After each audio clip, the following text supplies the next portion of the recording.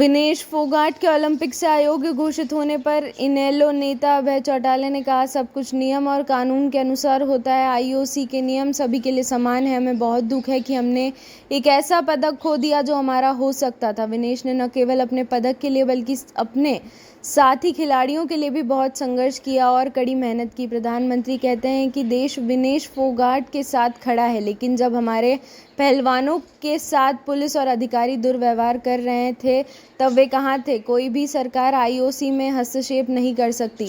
ये एक स्वायत्त निकाय है और किसी भी सरकार की बात नहीं सुनती। अगर हमारे खिलाड़ियों को उनका उचित सम्मान दिया गया होता तो हम इन ओलंपिक में और अधिक पदक जीत सकते थे। वक्फ संशोधन विधेयक 2024 पर लोकसभा में बोलते हुए अल्पसंख्यक मामलों के मंत्री किरेन रिजिजू ने कहा, हम कहीं भाग नहीं ले रहे हैं, इसलिए अगर इसे किसी समिति को भेजा जाना चाहिए तो मैं अपनी सरकार की ओर से बोलना चाहूँगा, अगर एक संयुक्त संसदीय समिति का गठन किया जाए तो इस विधेयक को उसके पास भेजा जाए और विस्तृत चर्चा की जाए। ओलंपिक पदक विजेता स्वप्निल कुसाले कहते हैं, मुझे बहुत अच्छा लग रहा है। मुझे छत्रपति शिवाजी महाराज के महाराष्ट्र में जन्म लेने पर गर्व है। कई वर्षों के बाद मुझे इतने बड़े स्तर पर प्रतियोगिता में अपने देश के लिए पदक जीतने का अवसर मिला। कोर्ट ने सीएम अरविंद केजरीवाल की न्यायिक हिरासत 20 अगस्त तक बढ़ाई।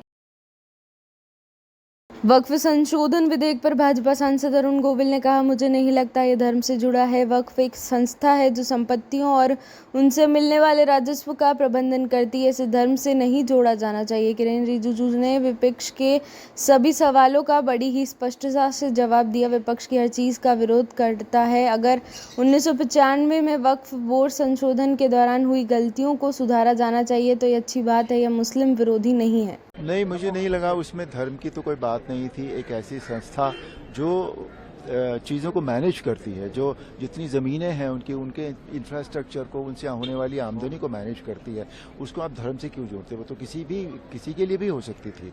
और जितनी चीज़ें, अगर जैसे किरण जी ने बताया कि जो एक्सप्लेन किया उन्होंने, विपक्ष ने जितने सवाल पूछे थे, तो उन सभी का जवाब उन्होंने इतनी अच्छी तरीके से, इतनी क्लैरिटी से दिया है कि इसमें कहीं भी कोई कन्फ्यूजन नहीं है, बिल्कुल भी।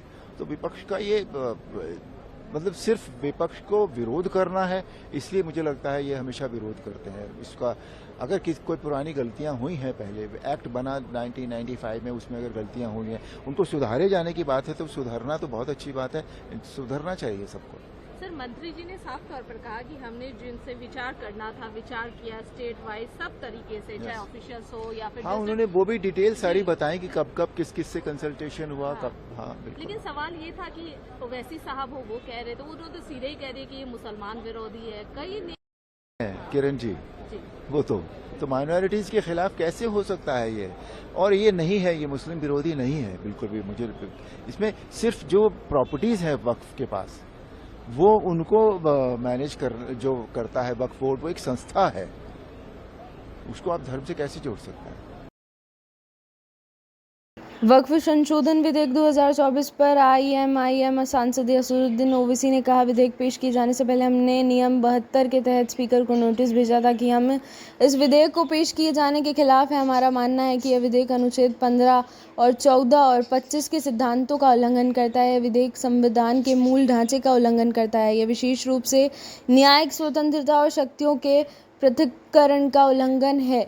आप उन मस्जिदों को छीनना चाहते हैं जिन पर आरएसएस का दावा है, उन दरगाहों को छीनना चाहते हैं जिन पर दक्षिणपंथी हिंदुत्व संगठन दावा कर रहे हैं। इसमें कई धाराएं हैं जो खतरनाक हैं। वे वक्फ बोर्ड के पक्ष में नहीं है बल्कि इसे ख़त्म करने की कोशिश कर रहे हैं। उनके सारे तर्क झूठे हैं। यह कानून नहीं बल्कि वक्फ को ध्वस्त करने और मुसलमानों को ख़त्म करने की कोशिश है। हरियाणा के सीएम नायब सिंह सैनी ने कहा, राज्य सरकार में 5 साल से अधिक समय से काम कर रहे संविदा कर्मचारियों को उनकी सेवानिवृत्ति की आयु तक सेवा सुरक्षा प्रदान करेगी। हमने इसके लिए एक अध्यादेश पारित किया है। हरियाणा कौशल रोजगार निगम के तहत कार्यरत संविदा कर्मचारियों की सेवाओं के अलावा राज्य सरकार के विभिन्न मंत्रालयों में कार्यरत सभी संविदा कर्मचारियों की सेवाओं को उनकी सेवानिवृत्ति की आयु तक सुरक्षित रखा गया है। इस अधिनियम के तहत 1,20,000 कर्मचारियों को लाभ मिलेगा। उनका वेतन ढांचा और लाभ सरकार के स्थायी कर्मचारियों के समान होगा। वक्फ संशोधन विधेयक 2024 पर भाजपा सांसद रविशंकर प्रसाद ने कहा, कांग्रेस यूपीए सरकार तमाम सिफारिशों के बावजूद जो काम नहीं कर सकी वह नरेंद्र मोदी सरकार कर रही, चाहे वह मुस्लिम समुदाय के गरीबों की चिंता हो या बच्चों या महिलाओं या पिछड़ों या बोहरा मुसलमानों और अन्य की। तो यहाँ मुद्दा क्या है? आपके पास जो ज़मीन है उसका हिसाब देने में आपको क्या समस्या है? मैं उनसे अपील करना चाहूँगा कि उनसे इस विधेयक का समर्थन करना चाहिए, मुस्लिम समुदाय के समर्थन में है। भारत द्वारा बांग्लादेश में किए गए निवेश की स्थिति पर विदेश मंत्रालय के प्रवक्ता रणधीर जायसवाल कहते हैं, हम ढाका में अधिकारियों के साथ बातचीत कर रहे हैं। हमारे सामने एक उभरती हुई स्थिति है। बांग्लादेश के लोगों को एक करीबी मित्र के रूप में हम समझते हैं कि हम जल्द से जल्द देश में शांति और स्थिरता की बहाली चाहते हैं ताकि सामान्य जीवन शुरू हो सके और हम बांग्लादेश के लोगों के हितों को आगे बढ़ा सकें। लोकसभा में विपक्ष के नेता राहुल गांधी संसद भवन के स्वागत कक्ष की ओर बढ़ रहे हैं। उनके साथ मौजूद कांग्रेस सांसद गौरव गोगोई कहते हैं, छात्रों का एक प्रतिनिधिमंडल अभी तक संसद भवन में प्रवेश नहीं कर पाया है और न ही विपक्ष के नेता से मिल पाया है। राहुल गांधी उनसे मिलने जा रहे हैं क्योंकि उनका भारत जोड़ो का संकल्प जारी है।